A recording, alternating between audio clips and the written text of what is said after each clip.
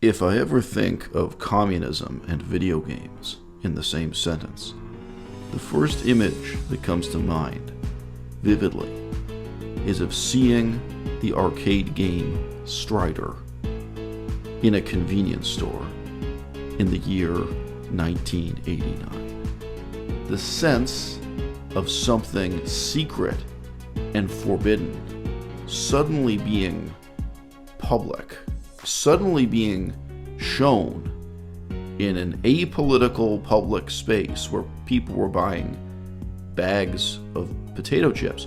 It was shocking and unsettling in a way that you can't possibly understand if you weren't alive in 1989.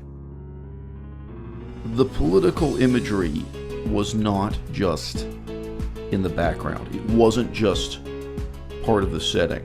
The whole game played like a kind of interactive political cartoon, although I'm sure the vast majority of players did not pick up on what the moral of the story was.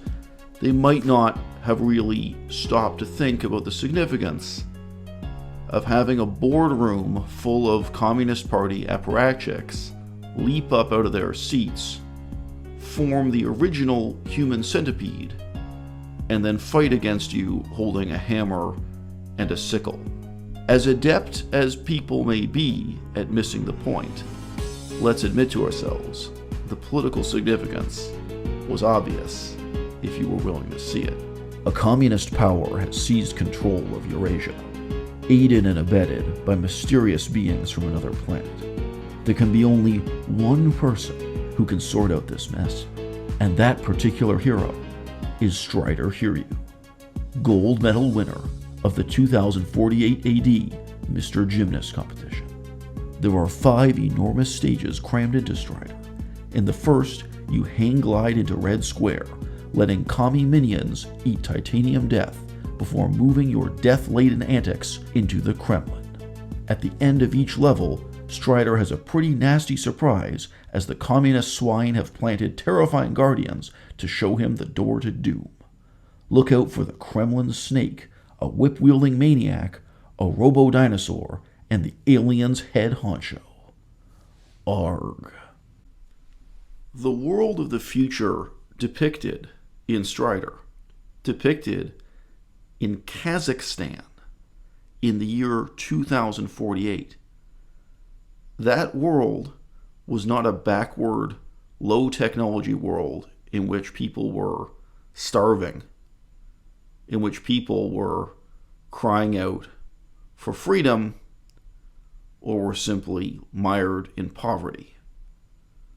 It was a kind of high-tech utopia, the communist future of 2048, that Strider was, paradoxically, fighting against.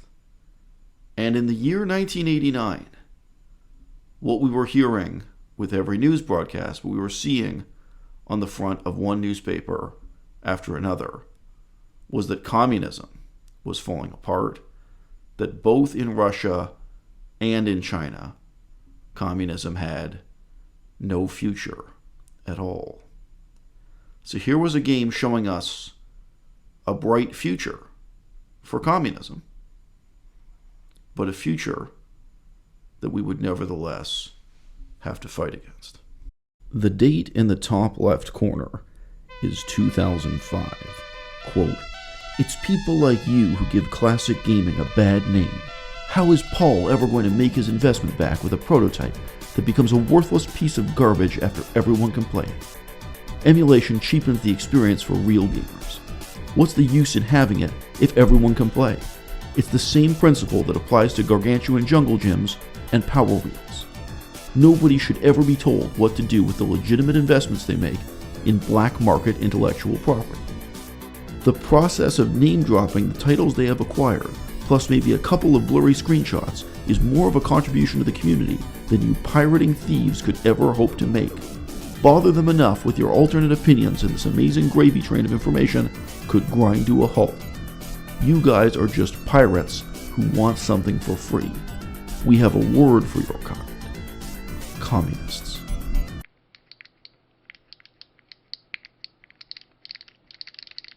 They say that you can tell a lot about a person from their hands. If so, those were the distinctive hands of the mad scientist figure behind the most elaborate hoax in the history of video games. And it happens to have been a hoax that was intended to challenge the dichotomy between communism and capitalism as it applies to impalpable and sometimes endangered intellectual property. BioForceApe was a real video game.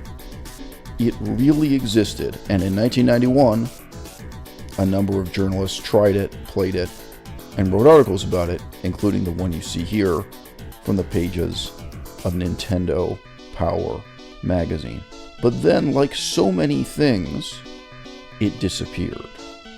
And because it disappeared, it became valuable. Paul here, Paul, who was banned for his trouble, as you can see in the top left corner, Paul made up a perfectly provocative story that he had bought this priceless relic for just $3. He found it with a plain label and a pile of Nintendo cartridges in Carson, California, and now he was talking about whether he should try to auction it for the highest price or whether he should make it freely available, free for everyone to download. The screenshots he created, it's substantiating his claim to having this priceless, rare item. They weren't convincing. Instead, they were ridiculous, quite intentionally. They were impossible to believe, if not laugh out loud funny. But nevertheless, the possibility for a collector to have something that nobody else can ever possess, he managed, through this strange satire, to draw out one of the deep contradictions in the culture of the internet and in the economics of being a creative artist in the 21st century, when the internet has transformed our culture itself. After building up the conflict to a fever pitch, the fictional character Paul decided to smash his fictional cartridge to pieces, quote, "Having seen the anger that revealing this game's existence has caused, I've decided to destroy the cartridge. It is too powerful, like that ring some midgets had to throw in a volcano. Please, everyone, calm down now. It was just a game."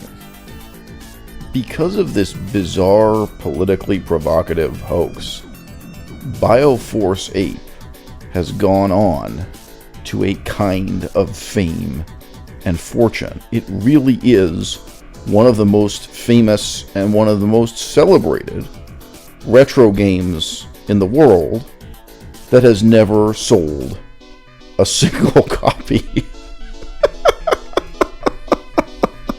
How's that for a record to hold?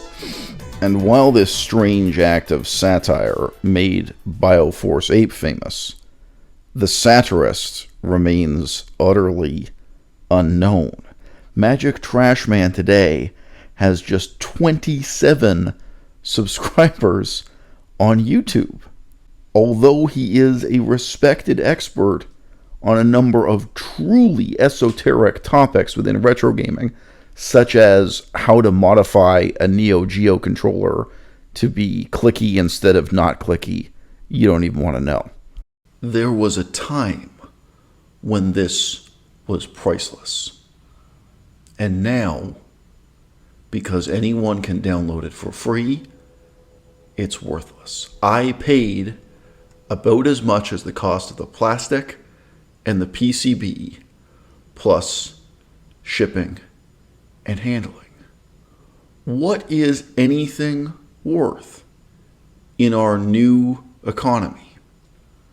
How do you earn a living as a creator when anyone can click on and download your video, your photograph, your painting, or your book for free? This book costs $30 in Canada, about $18 in the United States of America. This one on paper costs $4 because I'm the one who wrote it and I decided to charge my readers what it really costs. Or you can get it as a digital download for just $1. But people write to me, including some people who I considered my friends, asking why I can't just send them a copy of the PDF for free. They don't even want to pay $1 for it without being aware that there are shorter books. And this book, the text is in the public domain and has been for 1,000 years. There are shorter books that cost far more money. But if you are a creative artist, if you are an author, or if you are a filmmaker here on YouTube, don't you devalue your own work when you only charge the customer what it costs to print it, what it costs to transmit it, what it costs to deliver it to their door, when you indicate that it has no other value in the price? My second book is over 600 pages. And I had to ask myself that question. Should I charge the same sort of price that any other 600-page book costs so that it's taken seriously, so that it's perceived as a real book? Or do I charge my customers the price I would want to pay if I were a customer myself? The problem has nothing to do with communism and nothing to do with capitalism, but at the same time, it has absolutely everything to do with communism and everything to do with capitalism. It's a puzzle, but guess what? There's only one right answer. And as a result, both for the creative artists among us and for the people in the audience, life is going to change in ways we can't fully anticipate or understand yet.